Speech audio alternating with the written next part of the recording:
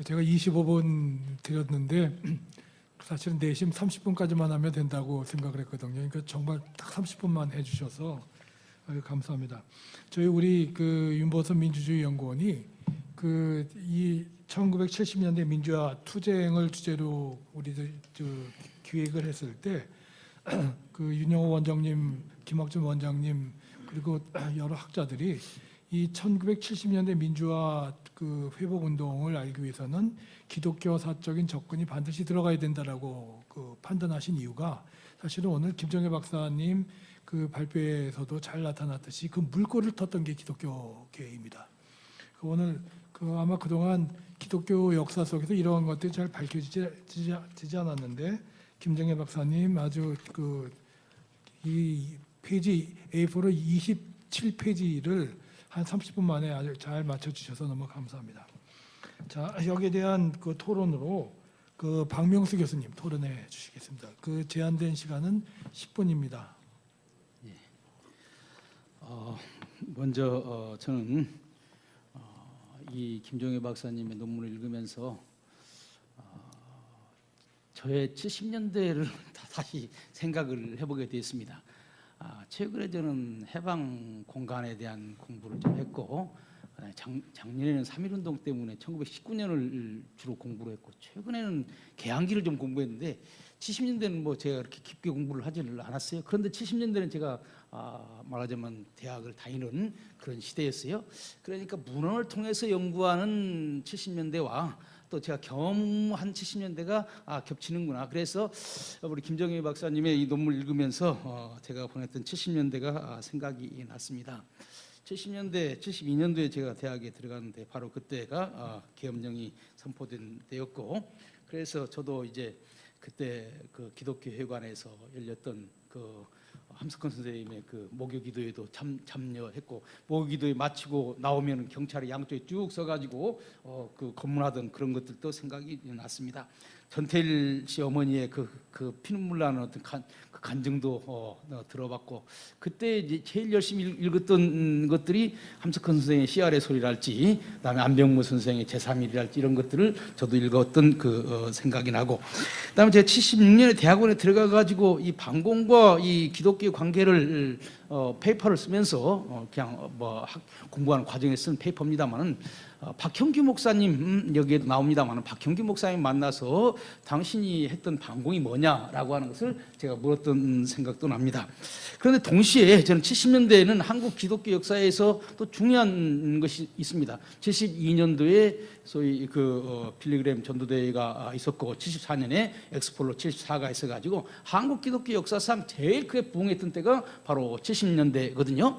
그래서 저는 사실은 70년대의 한국교회 부흥에 대해서, 복음주의 운동에 대해서 논문을 최근에 쓴 적이 있었지만은, 이제 70년대에 한쪽은 복음주의의 부흥운동적인 요소, 또 한쪽은 이제 민주주의 운동의 요소, 이 두 가지가 70년대를 특징짓는 중요한 것이라고 말할 수 있는데, 오늘은 이제 70년대에 윤보선 박사를 중심으로 하는 민주화 운동에 대해서 제가 읽고 제 생각을 얘기를 하게 되었습니다. 우리 김정일 박사님이 잘 정리를 한 것처럼 어떻게 60년대 이에 이제 대통령 출마해서 실패한 다음에 70년대에 정계를 은퇴를 하고 민주화 운동, 소위 제야 운동으로 가셔서 제야 운동의 중심적인 역할을 했는가 하는 것을 우리 김정혜 박사님이 잘 설명을 했다고 봅니다. 이 논문이 가지고 온 중요한 특징은 바로 70년대에 있었던 제야운동, 민주화운동의 모태가 되는 것이 60년대부터 시작된 이 염광이라고 하는 단체를 통해서, 그건 기독교 단체인데 기독교 단체를 통해서 준비기간이랄지 동지랄지 이런 것들이 있었기 때문에 70년대에 그런 민주화운동이 가능했다라고 하는 것을 밝힌 것이 이 논문의 중요한 특징이라고 생각을 합니다. 사실 보면은요, 우리 기독교는 4.19에 대해서 별로 그렇게 크게 긍정적으로 보지는 않습니다.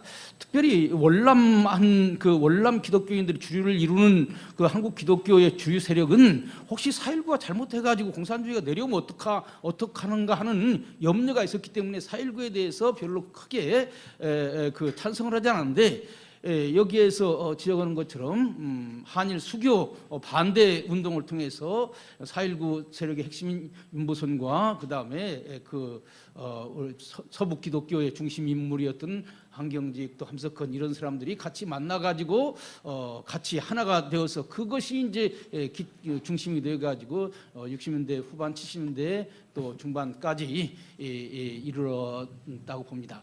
사실 여기에서 흥미있는 것은 우리가 보통 한경직 목사 그러면은 이제 반공만 얘기하고 독재 정권 오고 그렇게 같이 했다고 하는 그런 것만 생각하는데 사실 그분이 여기에도 상당한 중요한 부분으로 참석했다고 하는 것을 볼 때 우리 역사를 그렇게 간단하게 이분법적으로 나눌 수는 없는 거다라고 하는 것을 우리 이 논문을 통해서 한 가지 중요하게 배웠다고 생각을 합니다.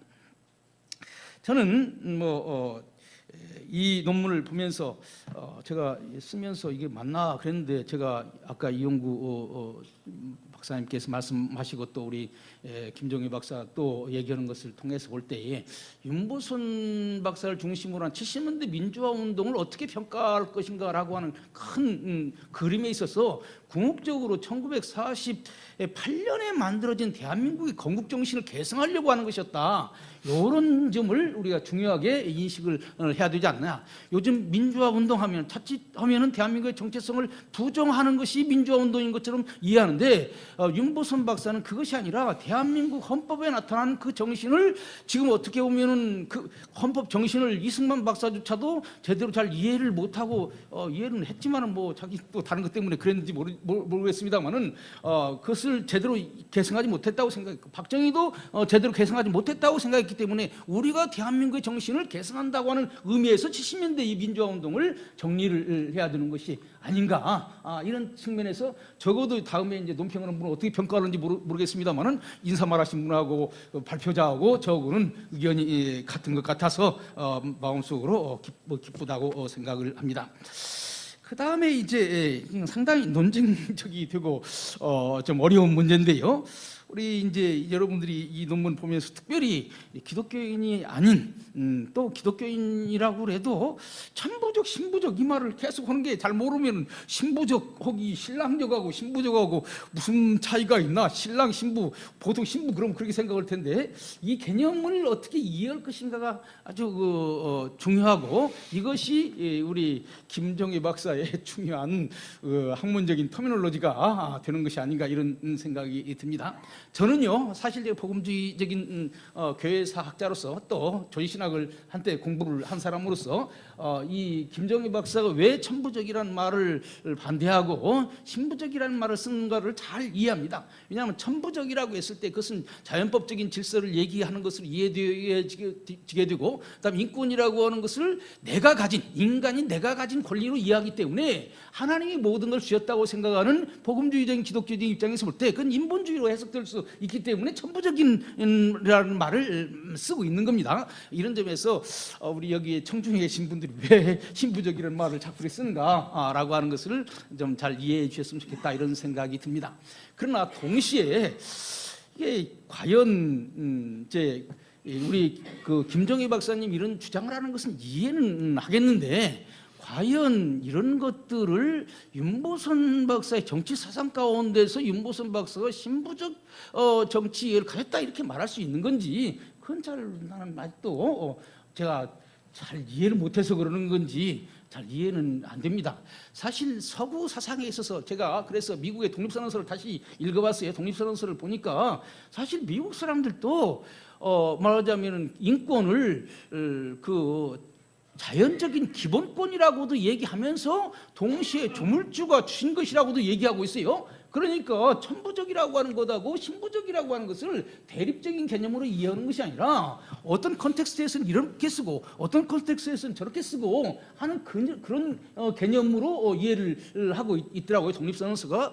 그렇다고 할 것 같으면 기독교 공동체에서 기독교인들의 터미놀로지로 얘기할 때는 그런 용어를 썼고 일반인들에게 얘기할 때는 또 일반적인 용어로 썼다 이렇게 이해를 하면 안 되는 것인지 이것을 꼭 그렇게 대립적인 개념으로 봐야 되는 것인지 저는 근본적으로 신학적으로 볼 때는 김정희 교수님이 얘기한 것이 특별히 보수 복음주의적 입장에서는 맞다고 생각합니다만은, 그러나 그런 뭐 진보적인 기독교, 보수적인 기독교의 차이를 모르는 일반인들에게 있어서는 정말 천부적인 하늘이라고 하는 개념도 부정하고, 더 나아가서 신이라고 하는 개념도 잘 이해를 못하고 있는 일반인들에게 천부적 개념과 신부적 개념을 구분해 가지고 자꾸 이렇게 얘기를 하는 것이 과연 얼마나 이게 설득력이 있는지, 그런 점에 대해서는 저는 좀 의문을 가지고 있습니다.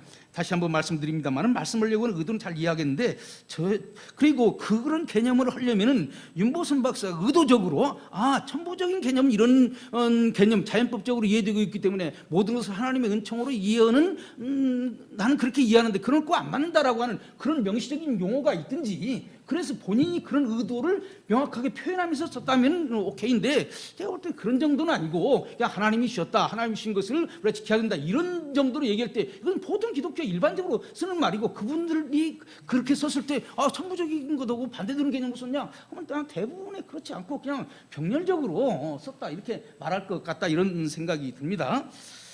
그 다음에 이제 제가 조금 좀 크리티컬하게 말씀을 드린다면은, 이제 자유를 이해하는 데 있어서 제한적인 자유를 이해했다, 그게 또 신부적인 인간의 중요한 특징으로 생각하는데, 저는 그렇게도 이해할 수 있습니다만은, 동시에 이것은 영국 민주주의의 중요한 기본적인 개념이 아닌가. 여러분들 잘 아시다시피 정치사에서 살펴볼 때 개인, 그러니까 리버럴이라는 말이 자유 시민을 얘기하는데, 이 자유 시민이 공동체라고 하는 것을 생각하지 아니하고 자유만 강조하게 될 때 그 공동체를 무너뜨린단 말이에요. 그러니까 자유가 항상 책임적인 자유로 나갈 때는 공화주의하고 손을 잡고 자기의 자유를 제한해야만이 된단 말이에요. 이것은 말하자면 신부적인 개념으로도 설명할 수 있지만, 영국이 민주주의 발전하면서 오랫동안 배워온 것이고, 윤보선 박사가 영국에서 공부했기 때문에 이런 것이 체득화된 것이 아닐까, 이렇게 설명하는 것이 어떤 면에서는 더 좋은 것이지 않을까, 이런 생각을 해보게 됩니다. 그런데 또 한 가지 여기에 덧붙여가지고 말씀을 드리고 싶은 것은 뭐냐면은, 이제 가령 윤보선 박사님의 주장이 제한적 자유다 그러면은 박정희 똑같은 얘기예요. 우리가 경제 발전을 하고 공산주의가 오기 위해서는 무제한적인 자유를 허용할 수 없다.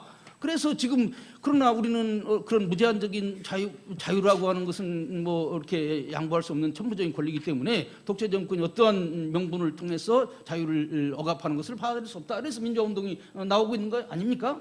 그런데 제가 이제 아이러니하게 느끼는 것은, 이런 개념이, 박정희가 했던 개념이 현재도 똑같이 일어나고 있어요. 우리가 북한 인권 문제를 얘기할 때 왜 인권 문제를 얘기하지 않습니까? 통일이 더보다 중요한 가치이기 때문에 북한 인권을 얘기하면 안 된다, 이렇게 얘기를 하고 있거든요. 그러니까 결국은 자유를 어떤 특정한 목적을 위해서 제한할 수 있다. 특정한 목적이 뭐냐는 것은 그 시대가 뭐 정해질 수 있겠지만은, 이런 측면에서 지금 현재의 북한의 인권 문제를 통일이라고 하는 것을 하기 위해서 뭐 자극할 필요 없다, 이런 측면, 이렇게 말하면서 자유를 억압하는 것을 그냥 놔두는 이런 것들은 또 뭐라고 지금 설명을 해야 되는 건지, 소위 말하자면 70년대 민주화 운동을 정통으로 계승했다고 하는 분들이 그런 생각을 하고 있단 말이에요. 저는 그런 것에 대해서 우리 윤보선 박사님이 지금 다시 나타났다면은 뭐라고 말씀하실 것인지, 이런 측면에 대해서 좀 생각이 되고요.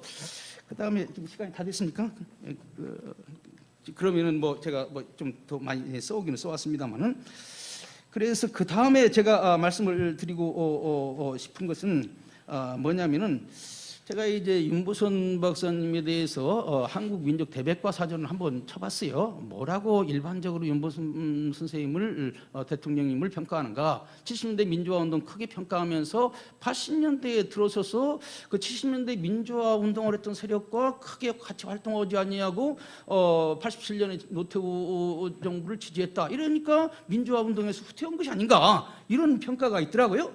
저는 이 점에 있어서 우리가 오늘 이 자리에서 가장 중요한 것 가운데 하나가 70년대 민주화 운동을 그 이전의 단계하고 생각할 때는 대한민국의 건국 정신을 계승하는 것으로서의 민주화 운동을 설명할 수 있지만은, 그다음에 그 뒤에 나오는 민주화 운동과 어떻게 차별되느냐라고 했을 때, 윤보선 박사님의 민주화 운동은 반공을 전제로 한 공산주의가 오면 민주주의는 무너진다고 하는 반공을 전제로 한 그 민주화 운동이 이 80년대에 들어와서 반공을 전제로 하지 아니하고 그것이 반미운동으로 나가고 심지어 주사파가 돼서 북한과 연결되면서 민주화 운동할 때 윤무선 박사님으로서는 지지할 수 없는 그런 민주화 운동이었고, 그래서 70년대의 민주화 운동의 변절이 아니고 오히려 그분이 가지고 있었던 반공적 민주주의를 80년대에 표현한 것이다. 이렇게 설명을 해야 그 윤무선 박사님의 그 전체적인 생애를 설명할 수 있는 것인가. 그리고 그것은 지금도 역시 우리에게 중요한 문제라고 생각합니다. 민주주의를 얘기할 때 공산주의를 어떻게 볼 것인가.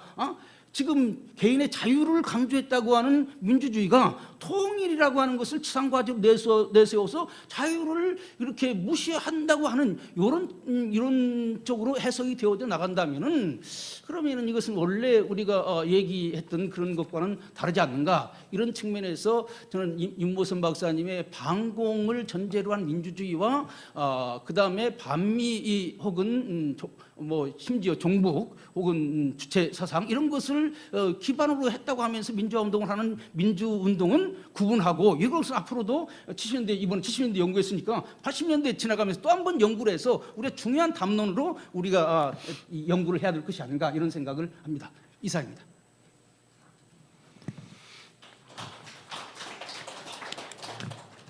원래 박명수 교수님이 굉장히 달변이신데 속도도 빠르시잖아요.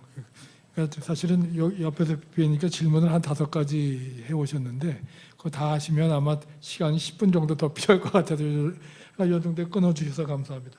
자, 그러면 손승호 교수님. 네,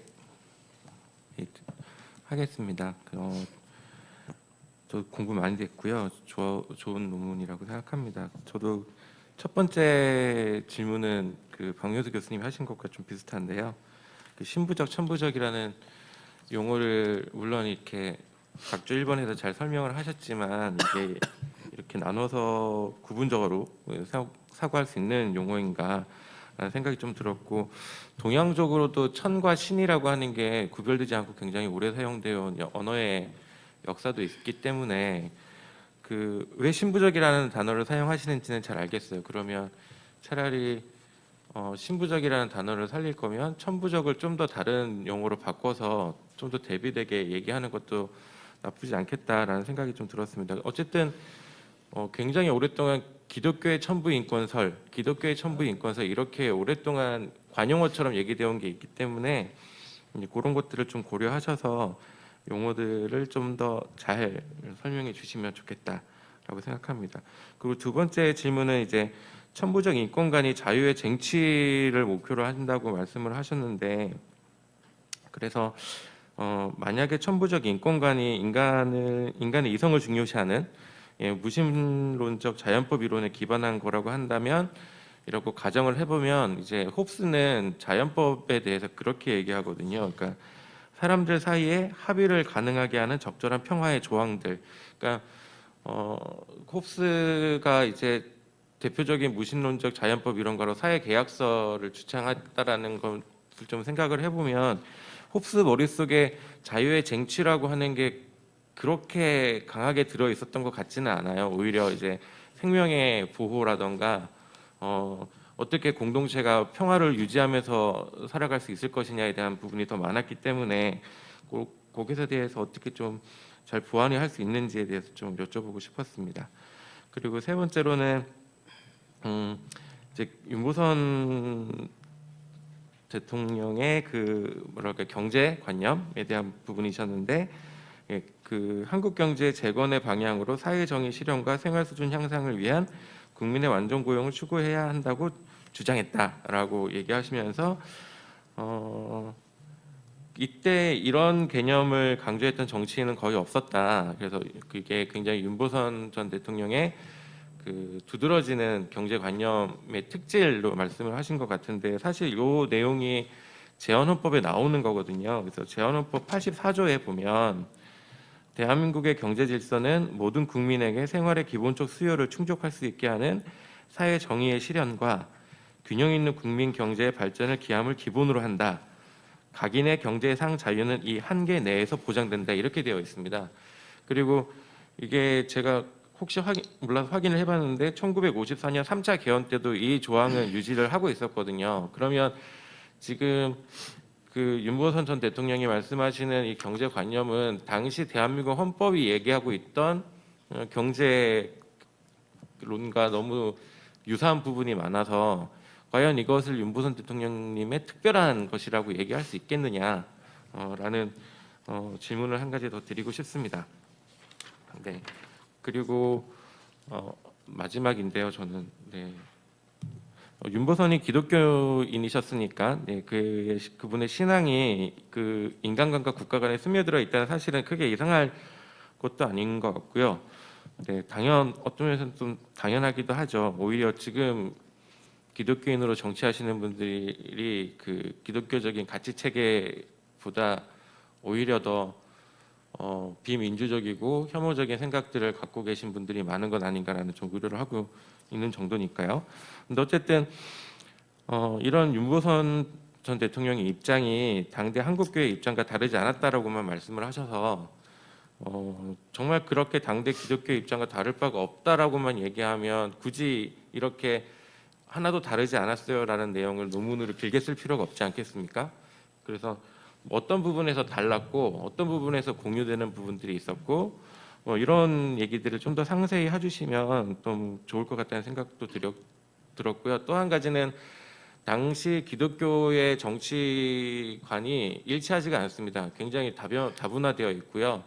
한쪽에서는 로마서 13장을 얘기하면서 위에 있는 권세에 복종해야 된다. 그러니까 유신 헌법에 복종해라라고 얘기하시는 목사님들도 있었고, 한쪽에서는 유신철폐 독재 타도라고 외치는 목사님들도 있었기 때문에 누구를 한국 교회라고 얘기할 거냐, 그런 부분에 있어서도 좀 더 명확하게 좀 좁혀서 얘기하면 더 좋겠다라는 생각이 하나 들었고요. 그건 좀 비슷한 말이긴 한데, 그래서 기독교 민주주의라는 말도 그냥 사용하기보다는 앞뒤에 작은 따옴표를 붙여서 아까 얘기하신 것처럼 2차 세계대전 이후에 주로 북유럽에서 얘기되었던 그 기독교 민주주의라고 한다면 관용어로 이렇게 좀 이렇게 표시를 해서 특별한 개념으로 이해할 수 있게 써주시면 더 좋을 것 같다는 생각입니다. 이상입니다.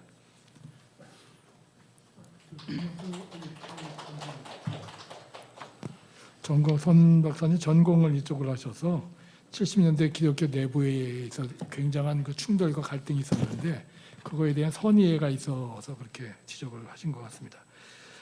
그럼 그 박명수 교수님 크게 세 가지 말씀하셨고, 선 박사님 크게 네 가지 정도 말씀하셨는데 거기에 대해서 김정혜 박사님의 답변이 있겠습니다. 예, 두 분의 아마 질문 중에 아마 공통적인 게 천부적이고 신부적인 개념을 어떻게 구분할 것인가.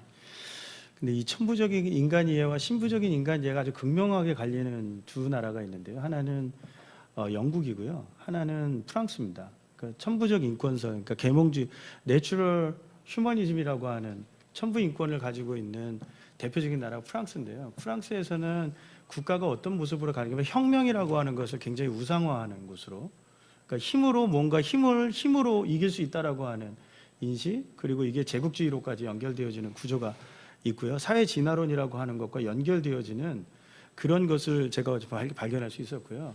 여기에 비해서 신부적 국가관이라고 하는 그 영국이라든가 미국에서 발현되어지는 것 안에는 영국에서 물론 제국주의라고 하는 것이 발현되기는 하지만 영국이 가지고 있는 기본적인 민주주의의 바탕이라고 하는 것이 신부적 국가라고 하는 바탕을 가지고 있었기 때문에 전통과 질서라고 하는 것이 굉장한 이해가 있었고, 인간에 대한 이해가 아담 스미스의 국부론이나 도덕감정론에 보면 이러한 인간이라고 하는 것은 어떤 존재냐, 자비와 자애와 정의를 베풀 수 있는 인간 이해라고 하는 것이 전제가 되어 있거든요. 그러니까 기본적인 인간 이해가 프랑스와 영국이 좀 다르고요. 그럼 그 인간 이해가 어떻게 다를까? 그러니까 계몽주의 철학에서 말하고 있는 그런 인간 이해라고 하는 것과 기독교, 특히 영국의 그 18세기, 19세기 복음주의 운동이라고 하는 것에서, 영국과 미국의 복음주의 운동에서 발현되는 인간 이해가 조금 다르거든요. 그 복음주의라고 하는 신부적 이마고데이라고 신학에서는 용어를 말하는데요. 이 하나님의 형상으로서의 인간이라고 하는 것은 힘으로 상대방을 누를 수 없습니다.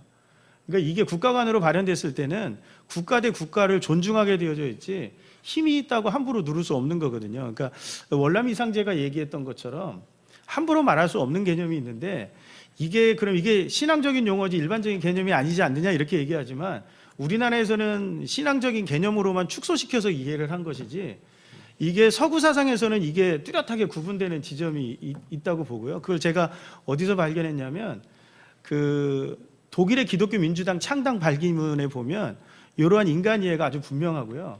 그다음에 네덜란드 기독교 민주당의 기독교 민주주의에서 말하는 인간 이해가 확연하게 다르게 등장을 합니다. 이게 천부인권이라고 하는 것과 신부인권이라고 하는 것이 같은 것 같지만 이 개인이라고 하는 걸 존중하기 때문에 같은 것 같지만 그래서 인권운동에서는 같이 만날 수는 있지만 궁극적으로 만들어가고자 하는 국가의 개념에서는 확연하게 구분된다라고 하는 것을 제 나름대로 좀 찾은 거고요. 그것을 여기에다가 나름대로 좀 설명하려고 한 건데 아마 그 부분이 어떻게 보면 너무 신학적인 용어처럼 흘러간 것이 아닌가라는 생각이 드는데 그거는 제가 목회자이고 신학자이고 기독교 역사학자다 보니까 그 부분에 있어서는 좀 한계가 있는 것이 아닌가 그런 생각이 좀 들고요.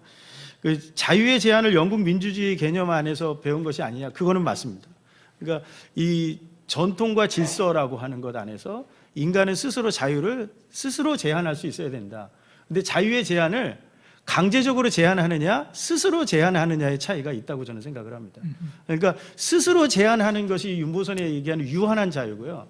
그러니까 국가 권력도 스스로 자기의 권력을 제한할 수 있으면 어떤 체제든 그것은 부정할 수 없는 것으로 받아들이거든요. 근데 스스로 제한할 수 없는 무한한 권력이나 인간 스스로 자유를 제한할 수 없다라고 하는 것은 이것은 또 다른 모습으로 하게 되고 궁극적으로는 어떻게 갈 수밖에 없냐면 제한할 수 없는 자유는 힘에 의한 사회 구조를 만들 수밖에 없다. 그러니까 빈부의 격차를 아무렇지도 않게 받아들일 수밖에 없고 그리고 우리가 공정거래법이라고 하는 게 있잖아요. 그러니까 공정거래법이라고 하는 게 힘 있는 기업이 힘 없는 그룹을 이렇게 합병을 하더라도 그게 큰 문제가 되지 않는데 그 불합리한 거래가 공정해야 된다라고 하는 게 있는데 이게 과연 가능할까? 제한 없는 자유 안에서는 그러니까 그런 부분에서 보면 윤보선의 민주주의는 영국의 민주주의와 기독교라고 하는 두 가지가 함께 있는 겁니다.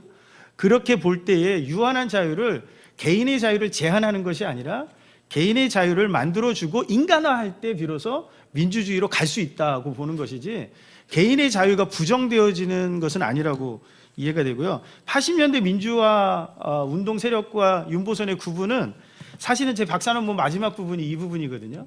민주화 운동 그룹 문익환, 김재준의 그룹과 특히 이제 문익환의 민주화 운동, 기독교 민주화 운동 그룹하고 윤보선의 민주화 운동 그룹이 확연하게 구분되는데 이것은 또 다른 저는 이제 신학적 접근을 좀 해서 이마고 데이와 미시오 데이라고 하나님의 선교라고 하는 것과 이마고 데이의 인간관이 서로 다르거든요. 이 구분이 결국에는 민주화 운동에 대한 이해, 통일에 대한 이해가 다르다. 1987년 윤보선 대통령께서 그 성명을 하나 발표하는데요. 통일은 민주주의 체제를 전제한 통일을 얘기하고요. 그리고 87년의 민주화 항쟁의 승리는 민주화의 시작을 의미하지 완성을 의미하지 않습니다. 그러니까 민주화가 이제부터 시작됐다라고 하는 의미로서 87년을 받아들이기 때문에 그 부분은 단순히 반공인이 아니냐의 문제가 아니라 민주주의 체제를 어떻게 받아들이냐의 문제가 있다고 생각을 하고요. 그리고 신부적 인간관을 정치 사상으로 할 수 있는가 저는 가능하다고 생각합니다.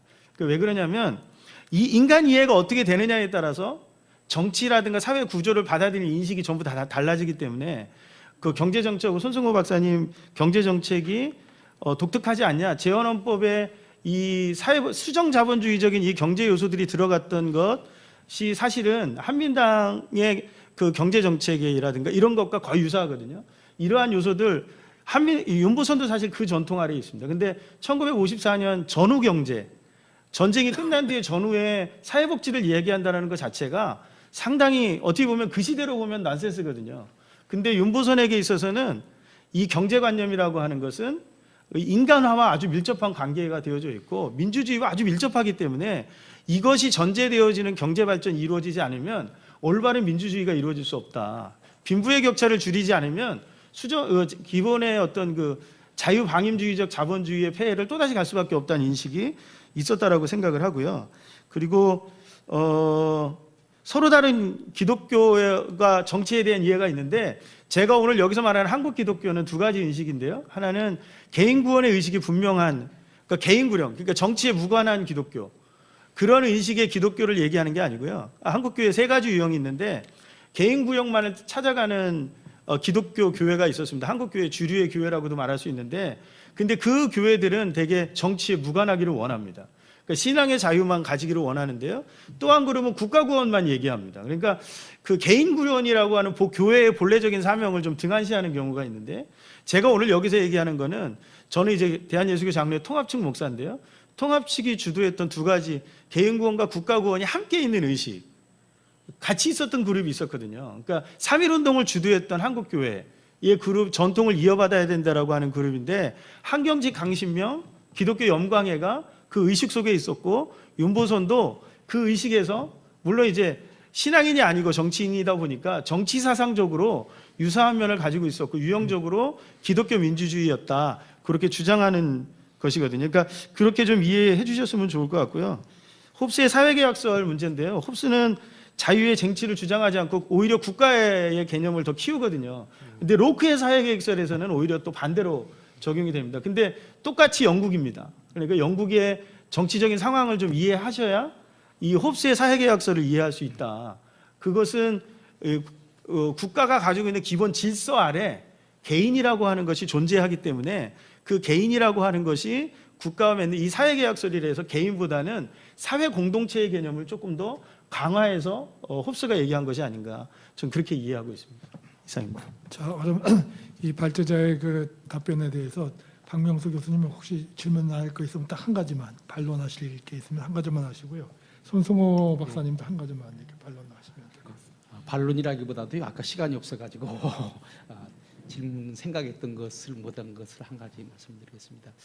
사실 윤보선 그 선생님이 원래 그 기업가의 자녀 아닙니까? 그런데 70년대에는 한국사 전체적으로 볼 때는 경제 발전이 되게 크게 발전한 시대예요.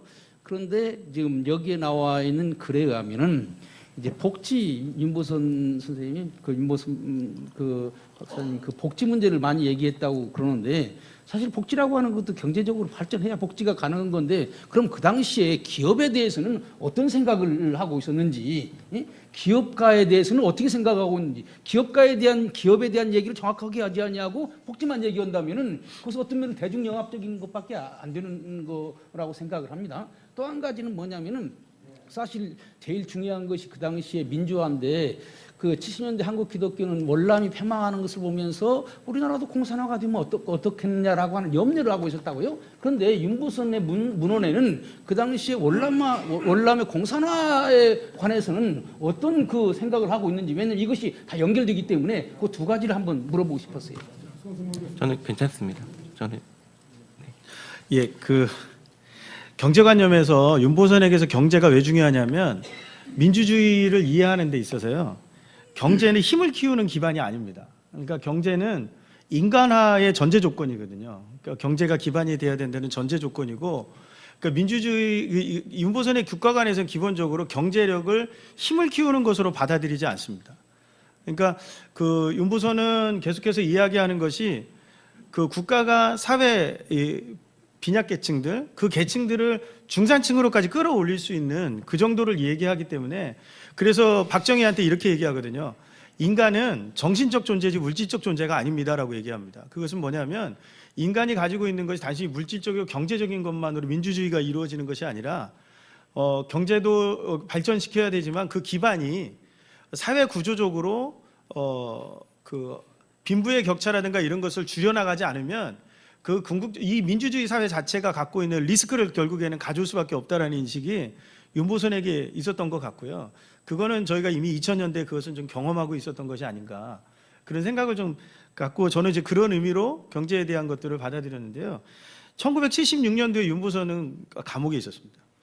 그렇기 때문에 어떤 것을 입장을 좀 피력한다라든가 이런 것들이 월남 폐망이라든가 이런 것들에 대해서 피력한다라는 것이 사실은 좀 쉽지 않은 그런 구조가 있지 않았나 그런 생각을 좀 갖습니다. 그 제2공화국이 그 처병했던 게 경제 제1주의예요. 그걸 사람들은 장면 총리가 먼저 추정했다고 그 주장하는 학자들이 계시는데, 근데 제가 보니까 경제제일 장면이 총리가 되기 전에, 아직 총리로 지명받기 전에 제2공화국이 그 경제제일주의를 해야 한다라고 천명했던 것은 대통령 윤보선이에요. 그러니까 윤보선이 이 경제에 대해서 전혀 이상주의적인 그것을만을 얘기한 것은 아니에요. 다만 이제 김정일 박사님 말씀대로 경제를 앞세워서 인간을 무시하지는 말자. 그러니까 돈이 필요한 이유는 뭐냐면 인간이 인간답게 살기 위해서 돈이 필요한 거지, 돈을 위해서 인간이 사는 것은 아니다라고 해서 얘기를 했을 뿐이지, 경제의 중요성을 누구보다도 많이 얘기했고요. 동아일보에 8번에 걸쳐서 경제에 대한 논문을 썼던 분이 윤보선입니다. 다음 기회에 우리가 그 윤보선의 경제 사상에 대해서도 한번 발표할 기회가 있었으면 좋겠다는 생각을 하고, 지금 아까 박명수 교수님 말씀하셨던 것처럼 아주 재미있는 일화가 있습니다. 김정래 전 보사부 장관이 70년대 민주운동을 아주 열심히 했던 여성 운동가이시기도 하셨는데, 이분이 어느 날 쫓기는 대학생들을 데려다가 자기 집에서 먹이고 재웠대요. 근데 이 녀석들이 그 다음날 자고 나서 잘 먹였더니 하는 대화를 보니까 이 자식들이 민주화 운동을 하는 녀석들이 아니라 빨갱이 운동을 하는 놈들이라는 거예요. 그분이 판단해. 이게 1980년대 민주화 운동이 1970년대 민주화 운동 세력하고 이념적으로 달랐다라고 하는 것을 극명하게 보여주는 한 예화거든요. 박명수 교수님 말씀하신 대로 1958년에 제1공화국 공보부에서 나온 이승만에 대한 공보 자료가 뭐냐면, 이승만은 자유민주주의자다. 그런데 그 자유민주주의 근거가 뭐냐면 반공주의자이기 때문에 자유민주주의자다. 이런 논리로 설명을 하거든요. 그거에 대해서 사상계에 있었던 지식인들이 굉장한 비판을 해요. 어떻게 반공이라고 하는 것은 자유민주주의를 위한 조건이냐 하면서 비판을 하는데, 어쨌든 박명수 교수님이 말씀하셨던 이런 부분에 대해서도 한번 심도 깊은 그 논의나 한번 연구가 더 필요한 것이 사실인 것 같습니다. 저희들이 약속된 시간이 이제 4분 정도 남았습니다. 이제 플로어에서 한 분 정도만 혹시 질문 있으시면 받고, 하여간 제가 아까 말씀드린 대로 장로교 목사는 곧 설교를 끝내겠습니다 하면서 한 5분 10분 이어갔는데, 감리교 목사는 알짤 없습니다. 제가 15분이라고 말씀드렸으니까 저는 15분 안에 끝내겠습니다. 혹시 플라워에서 이렇게 질문하시고 싶은 분 한 분 계시지 않습니까? 있으면 한 분만 받겠습니다. 없으시면 이것으로 제1세션을 마치도록 하겠습니다. 경청해 주셔서 감사합니다. 수고하셨습니다. 사회를 너무 잘 보셨어요.